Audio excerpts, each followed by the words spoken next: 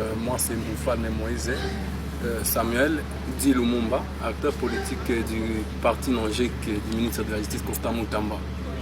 Au niveau national, par rapport à la situation sécuritaire qui persiste à l'est de la République démocratique du Congo, j'aimerais toucher le point qui est fait à la haine aujourd'hui par rapport aux rebelles du AFC M23 pour les négociations. Moi, j'aimerais dire par rapport à cette négociation, vraiment, ce n'est pas bien et je le qualifie comme l'insulte et aussi cracher sur le visage des enfants du Nord Kivu, de Kirumba et aussi des sites qui vont à Bukavu. Car le chef de l'État pourrait négocier lorsque la situation était de Tchanzu à Bunagana en 2021 parce que aujourd'hui Bunagana avait atteint 4 ans qui est occupé par les rebelles du M23. Et le gouvernement avait en peine d'attendre qu'il y ait la mort de plus de 10 000 personnes qui veulent négocier. Pourquoi ils ne pouvaient pas dialoguer avec les rebelles avant l'État pour épargner la population de cette perte de vie humaine?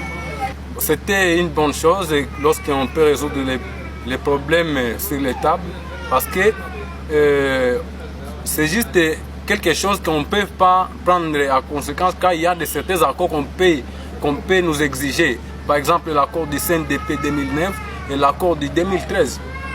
Et si on peut encore nous exiger les mêmes accords, je vois que ça sera encore quelque chose qui va causer des conséquences à la population dans les jours à venir. Moi, je suis contre ce dialogue. Je suis contre, effectivement, parce que si le gouvernement pourrait prendre les mesures avant d'État, en organisant l'armée et aussi motiver notre armée comme il faut, on ne peut pas avoir des pertes de territoire au niveau national. La seule chose qu'on peut faire, c'est réorganiser notre armée et puis préparer les jeunes de l'armée de réserve, la RAD, pour défendre l'intégrité encore des jours à venir.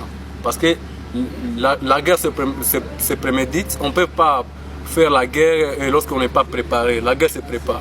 Oui. Donc le chef de l'État doit organiser son armée et aussi doit mobiliser les fonds pour motiver notre armée ainsi que les Ouazalendou. Parce que nous avons vu les Ouazalendou se sont motivés de plus pour défendre l'intégrité nationale, mais ils n'ont pas eu l'accompagnement du niveau de Kinshasa, ce qui les décourage. Mais il y a encore du temps que le gouvernement peut encore organiser parce qu'ils sont bloqués aussi quelque part. Les rebelles sont aussi bloqués de quelque part avec leur supplétif le Rwanda. Effectivement, c'est une menace, c'est encore trop grave. Nous ne voulons plus être victimes du passé. Et Thomas Lubanga ne puisse pas se détromper que 1909 va encore revenir. La population a beaucoup souffert. Nous avons eu du temps pour construire notre chère province de l'Ituri. Et nous ne voulons plus être victimes d'encore de violences. Et il est temps qu'ils puissent retourner à la conscience et pour résoudre les conflits à la table avec le gouvernement provincial. Et aussi le gouvernement provincial ainsi que national, les choses qu'il oublie, c'est le manque d'appropriation et aussi nos considérations des chefs locaux.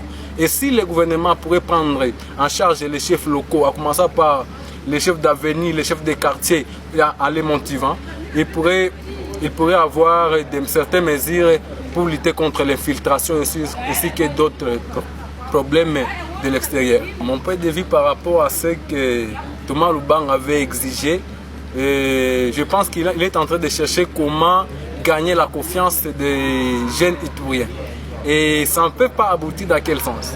Et s'il veut oser, nous avons l'armée, nous avons des partenaires, des jeunes qui vont persister envers M. Thomas Lubanga et pour lui chasser parce qu'il est qualifié comme l'ennemi de la paix de la province de l'Ituri. Il est temps qu'il puisse déposer les armes.